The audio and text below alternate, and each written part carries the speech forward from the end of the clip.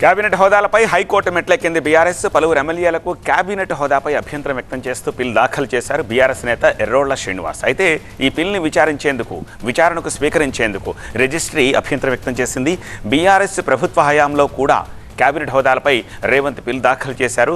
రేవంత్ పిల్తో పాటు బీఆర్ఎస్ పిల్ను కలిపి తమ ముందుంచాలని రిజిస్ట్రీని హైకోర్టు ఆదేశించింది. వచ్చే వారం కేబినెట్ హోదాలపై విచారణ జరిగే అవకాశం ఉంది. మరింత సమాచారం మా ప్రతినిధి రాకేష్ అందిస్తారు. రాకేష్, ఎర్రోళ్ల శ్రీనివాస్ దాఖలు చేసిన పిల్లో ఏం ప్రస్తావించారు, ఎవరికి ఏ హోదా ఇచ్చారని చెప్పి ఇప్పుడు బీఆర్ఎస్ అభ్యంతరం వ్యక్తం చేస్తోంది?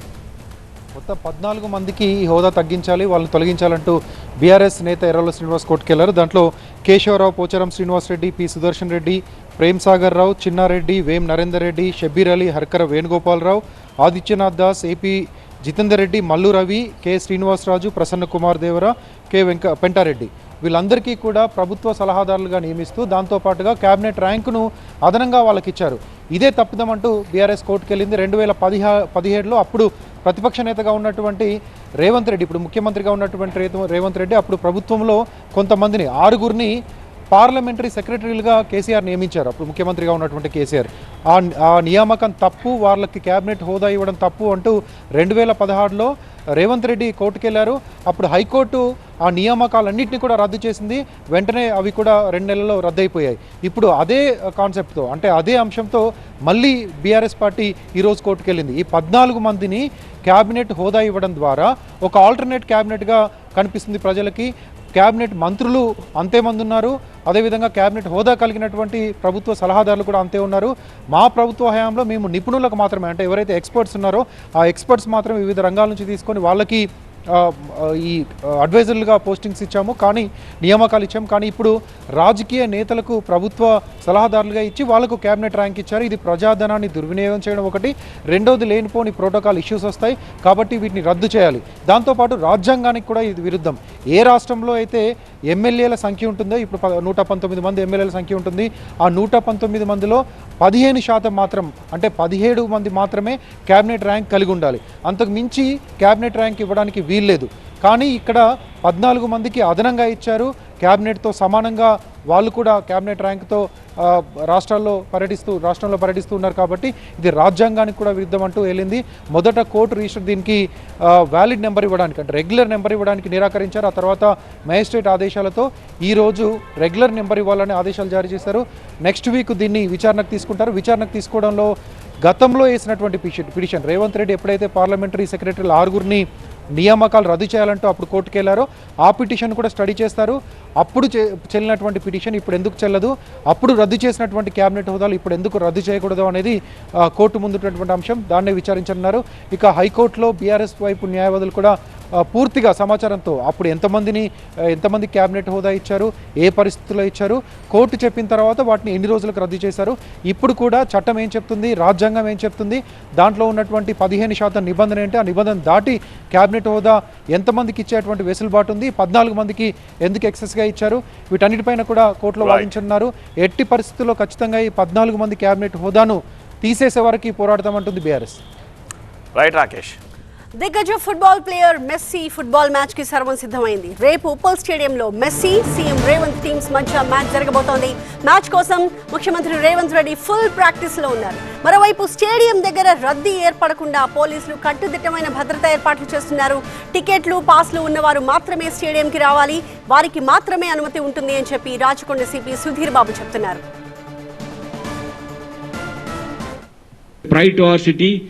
So many events are happening in last 1-2 months time లో ఇది ఇంత గొప్పగా మనకు ఇటువంటి అవకాశం ఇంటర్నేషనల్ పర్స్పెక్టివ్స్లో డిఫరెంట్ ఫిల్మ్ ఇండస్ట్రీ కానీ, స్పోర్ట్స్ కానీ, బిజినెస్ కానీ, ఎకనామిక్ సమిట్స్ కానీ ఇలా చాలా జరిగినాయి ఇక్కడ. సో దట్ ఇట్ సెల్ఫ్ అటువంటి ఈవెంట్స్ మనకు చెప్తాయి how great Hyderabad city is. And then please maintain the dignity, decency and the restrictions which police is imposing for your own comfort. And then మన హైదరాబాద్ సిటీకి ఉన్నటువంటి ఇమేజ్ని మనం కాపాడుకోవాలి, బ్రాండ్ ఇమేజ్ కాపాడుకోవాల్సిన బాధ్యత మన అందరిపైన ఉంది. ఇది పూర్తిగా ప్రైవేట్ కార్యక్రమం. సీఎం రేవంత్ రెడ్డి ఒక ప్లేయర్ హోదాలోనే మ్యాచ్కి హాజరవుతున్నారు.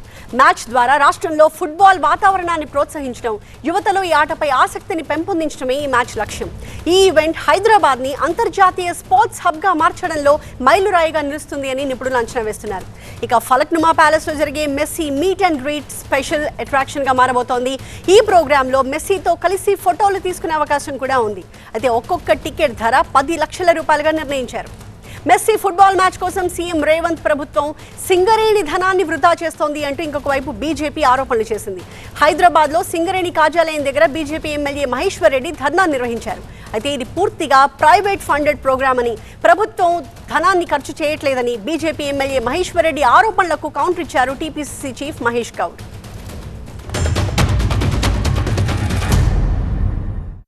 ఇచ్చిన ఏ ఒక్క హామీ నెరవేర్చని రేవంత్ ప్రభుత్వం ఈరోజు ఇంటర్నేషనల్ పబ్లిసిటీ పిచ్చి పట్టుకొని ఆ పిచ్చి పరాకాష్ఠకు చేరి ఈరోజు ఇంటర్నేషనల్ పబ్లిసిటీ కోసం మెస్సీని తీసుకొచ్చేసి హైదరాబాద్లో ఫుట్బాల్ ఆడి 5 నిమిషాలు ఆయనతో ఫుట్బాల్ ఆడడానికి రాష్ట్ర ప్రభుత్వం తరఫున 100 కోట్ల రూపాయలు ఖర్చు చేస్తున్నటువంటి రేవంత్ రెడ్డి ఈ డబ్బు ఏ డిపార్ట్మెంట్ నుంచి ఎంతెంత ఖర్చు చేస్తా ఉన్నావు, దేనికోసం ఖర్చు చేస్తా ఉన్నావో ఖచ్చితంగా ప్రజలకు వివరణ ఇవ్వాలని చెప్పి మేము కోరుతా ఉన్నాం. మెస్సీ కార్యక్రమం అనేది ఒక ప్రైవేట్ కాంట్రాక్ట్ వల్ల జరుగుతున్నట్టు కార్యక్రమం. దానికి ప్రభుత్వానికి సంబంధం లేదు. ఒక ప్రైవేట్ సంస్థ మెస్సీని తీసుకొచ్చి ఇక్కడ కార్యక్రమం చేస్తూ ఉంది. దాంట్లో ప్రభుత్వం ఒక గొప్ప స్టార్ వస్తున్నారు కాబట్టి సెక్యూరిటీ అరేంజ్మెంట్స్ కానీ ఇతరత్ర సదుపాయాలు కానీ ప్రభుత్వం కలుగజేస్తుంది. దాంట్లో తప్పేముంది? దాన్ని కూడా రాద్ధాంతం చేసే ప్రయత్నం బీజేపీ నాయకులు చేస్తూ ఉన్నారు.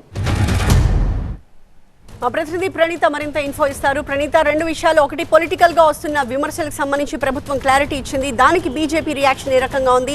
On the other hand, Uppal stadium దగ్గర ఏర్పాట్లు ఏ రకంగా కనిపిస్తున్నాయి? ఎన్ని వేల టికెట్స్ సోల్డ్ అవుట్ అయ్యాయి? గతంలో ఇలాంటి ఘటనలు జరిగినప్పుడు కొన్ని అవాంఛనీయ సంఘటనలు జరిగాయి. ఇలాంటి ముఖ్యమైన సందర్భాల్లో అలాంటివి జరగకుండా ఎలాంటి ఏర్పాట్లు చేస్తోంది ప్రభుత్వం?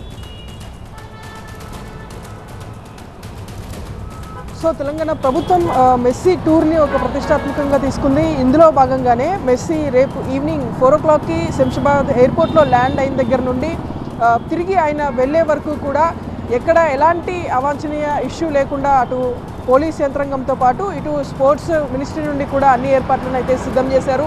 సో 4 o'clockకి శంషాబాద్ ఎయిర్పోర్ట్కి చేరుకున్న తర్వాత అక్కడ నుండి నేరుగా ఫలక్నుమా ప్యాలెస్కి వెళ్ళబోతున్నారు. సో అక్కడ ఒక 2 hours పాటు మీట్ అండ్ గ్రీట్ ఉంటుంది. సో అక్కడ కూడా కేవలం లిమిటెడ్ గెస్ట్లకు మాత్రమే అక్కడ పర్మిషన్ ఇచ్చారు. సో దాంట్లో ఉన్నటువంటి ఎంట్రీ అంతా కూడా పూర్తిగా ప్రీమియం బేస్డ్, అంటే డబ్బులు చెల్లించినటువంటి వారికి మాత్రమే దాంట్లోకి అలో ఉంటుంది. సో అక్కడ అయిపోయిన తర్వాత అక్కడ నుండి రూట్ మ్యాప్ సంతోష్ నగర్ మీదుగా మెస్సీ ఉప్పల్ స్టేడియం వద్దకి చేరుకుంటారు. సో 7 o'clockకి ఉప్పల్ స్టేడియం వద్దకి వచ్చేలాగా రూట్ మ్యాప్ని కూడా డిజైన్ చేశారు. సో వన్స్ ఉప్పల్ స్టేడియం వద్దకి మెస్సీ చేరుకున్న తర్వాత మొత్తం సరౌండింగ్స్ అంతా కూడా కంప్లీట్గా పోలీసులతో మాత్రమే తీసుకోబోతున్నారు. దాదాపు 2500 మంది పోలీసుల బందోబస్తు నడుమ messy and CM friendly football match జరగబోతుంది. ఒక 40 minutes పాటు మెస్సీ ఉప్పల్ స్టేడియంలోనే ఉండబోతున్నారు. సో రేపు ఇప్పటికే దాదాపు 20,000కు పైగా టికెట్స్ ఆన్లైన్లో సేల్ అయ్యాయి. సో రిమైనింగ్ టికెట్స్ కూడా ఇప్పటికీ ఇంకా స్టిల్ ఆన్లైన్లో విజిబుల్ ఉన్నాయి. సో కావాలనుకున్నటువంటి వారు ఆ టికెట్స్ తీసుకొని మాత్రమే రండి, టికెట్ లేకుండా స్టేడియం వద్దకి రావద్దు అంటూ పోలీసులు సూచిస్తున్నటువంటి పరిస్థితి. అండ్ పార్కింగ్ విషయానికి వస్తే కూడా మొత్తం దాదాపు 39,000 కెపాసిటీ ఉప్పల్ స్టేడియానికి ఉంది కాబట్టి సరౌండింగ్స్లో కూడా ఉన్నటువంటి ప్రతి పార్కింగ్ ఏరియా వద్ద కూడా సంబంధిత బోర్డ్స్ని ఏర్పాటు చేశారు. సో అక్కడ మాత్రమే పార్కింగ్ చేయాల్సిందిగా పోలీసులు వచ్చేటువంటి స్పెక్టేటర్స్ అందరికీ కూడా విజ్ఞప్తి చేసినటువంటి పరిస్థితి. అండ్ మెట్రోస్కి సంబంధించి గతంలో ఐపీఎల్ మ్యాచెస్ అప్పుడు ఏ తరహాలో అయితే మెట్రోస్ని దాదాపు 1 వరకు రన్ చేస్తారో, సో మెట్రోస్ని కూడా రేపు ఒకరోజు మాత్రం 1 వరకు రన్ చేసే విధంగా కూడా ఏర్పాట్లు చేశారు. సో అండ్ ఇది మెస్సీ టూర్కి సంబంధించి. అండ్ పొలిటికల్ స్పెక్యులేషన్కి సంబంధించి అటు ఇప్పటికే బీజేపీ ఈరోజు ఒక భారీ ధర్నాని కూడా సింగరేణి కార్యాలయం ముందు చేపట్టింది. అటు సింగరేణి డిపార్ట్మెంట్ నుండి కూడా ఎక్కువ సంఖ్యలో నిధులను ప్రభుత్వం ఈ మెస్సీ టూర్ కోసం దుర్వినియోగం చేస్తున్నటువంటి నేపథ్యంతో బీజేపీ ఇవాళ సింగరేణి కార్యాలయంని ముట్టడించింది. అయితే దీనికి ధీటుగానే ప్రభుత్వం కూడా కౌంటర్ ఇస్తుంది.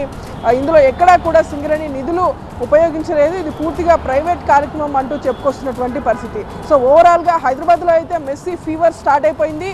రేపు ఇదే టైంకి ఆల్రెడీ మెస్సీ ల్యాండ్ అయి ఉంటాడు కాబట్టి ఆల్రెడీ ఫ్యాన్స్కి సంబంధించినటువంటి హంగామా రేపు ఉదయం నుండి కూడా ఉప్పల్ స్టేడియం వద్ద ఉండబోతుంది.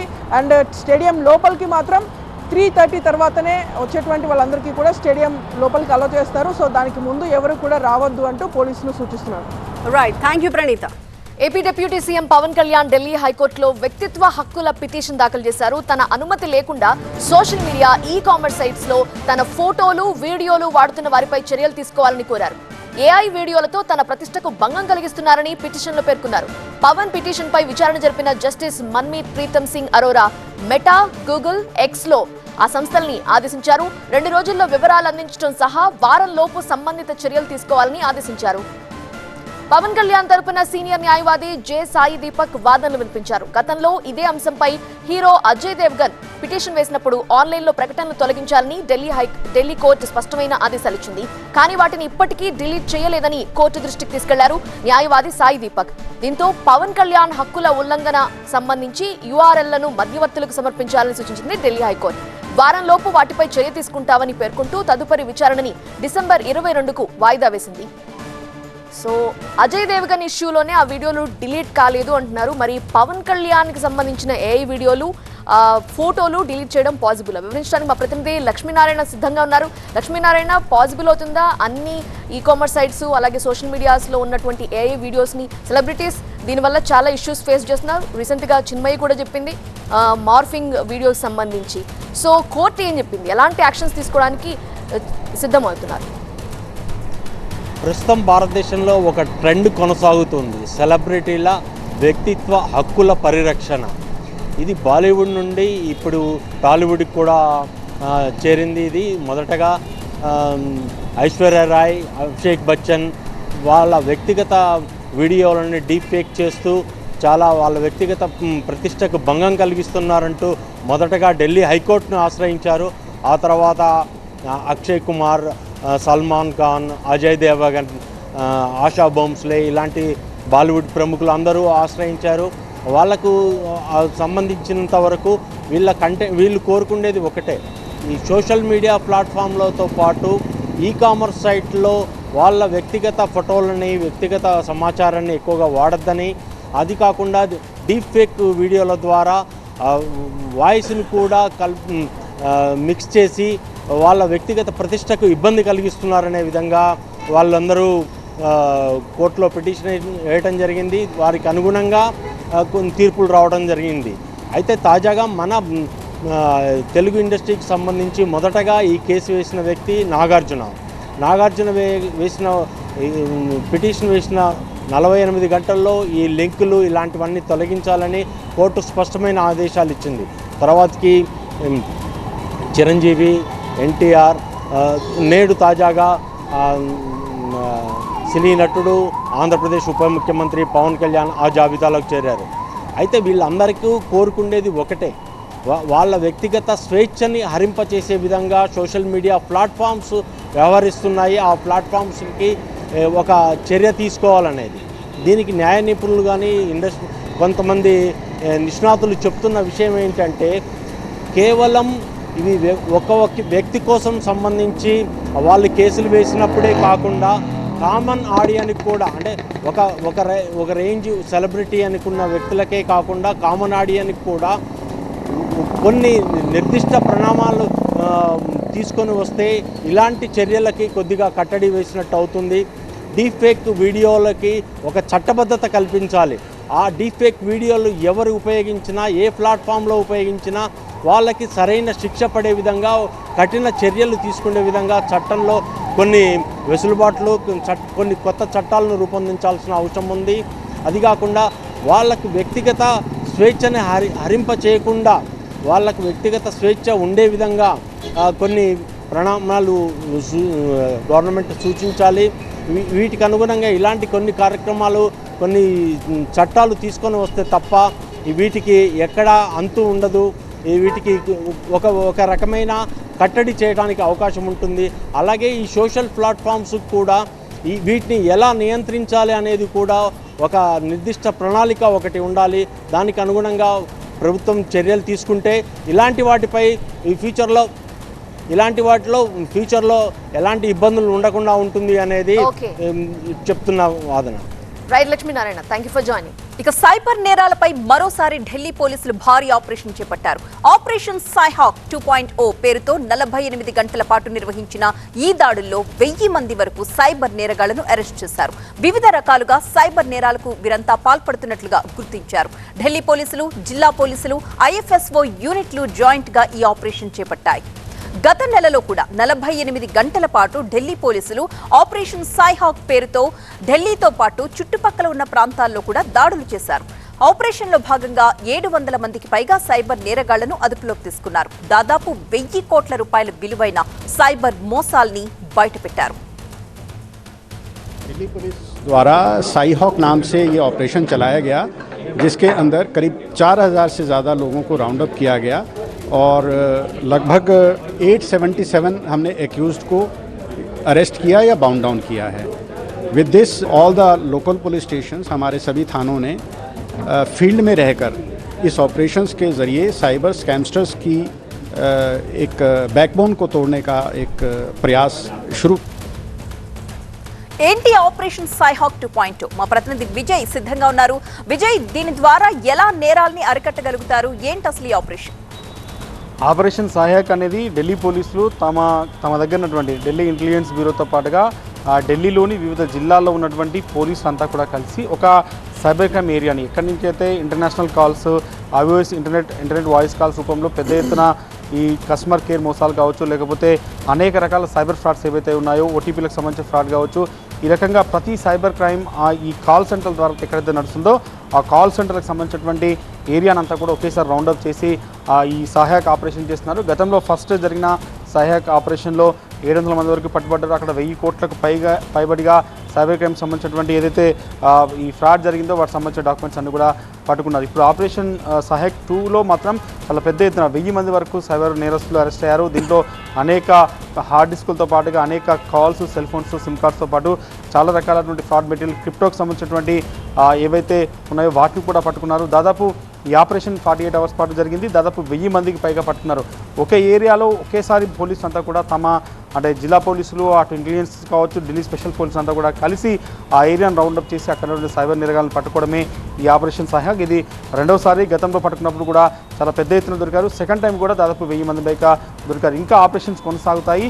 ఎక్కడైతే ఢిల్లీలోని ఒక మారుమూల గ్రామంలో అక్కడ ఏర్పాటు చేసినట్టు ఒక బిల్డింగ్లో మొత్తం 1000 కొద్దీ సెల్ ఫోన్లతో ఈ రకంగా సైబర్ నేరాలకు పాల్పడుతున్నటువంటి వ్యక్తులను గుర్తించి ఒక మహిళతో పాటుగా 7 మందిని ఇప్పటి వరకు అరెస్ట్ చేశారు. వాళ్ళ దగ్గర అనేక సిమ్ కార్డ్స్తో పాటుగా సెల్ ఫోన్స్, కొన్ని డేటా అంతా కూడా సైబర్ క్రైమ్కి సంబంధించినటువంటి సైబర్ నేరస్తులు వాళ్ళకి సంబంధించిన బ్యాంక్ అకౌంట్లు కావచ్చు, లేకపోతే అనేక పత్రాలన్నింటినీ కూడా సీజ్ చేశారు. ఒకేసారి మల్టిపుల్ పోలీసులు అంతా కలిసి, డిఫరెంట్ ఏరియాస్ నుంచి వచ్చిన పోలీసులు అంతా కలిసి ఈ ఆపరేషన్ నిర్వహిస్తున్నారు. ఆపరేషన్ 2.0లో మాత్రం 1000 మందికి పైగా పట్టుబడ్డారు. ఇంకా ఈ ఆపరేషన్ కొనసాగుతుంది. దేశవ్యాప్తంగా సైబర్ నేరాలకి ఢిల్లీ అడ్డాగా మారింది. ఢిల్లీ పరిసర ప్రాంతాలను బేస్ చేసుకొని పెద్ద ఎత్తున ఈ సైబర్ క్రైమ్ పాల్పడుతున్న సమాచారం నేపథ్యంలో ఈ ఆపరేషన్ కొనసాగిస్తున్నారు. ఫర్దర్గా కూడా ఆపరేషన్ సహాయక్ కొనసాగుతుందనేది ఢిల్లీ పోలీసులు చెప్తున్నారు. Right, thank you Vijay.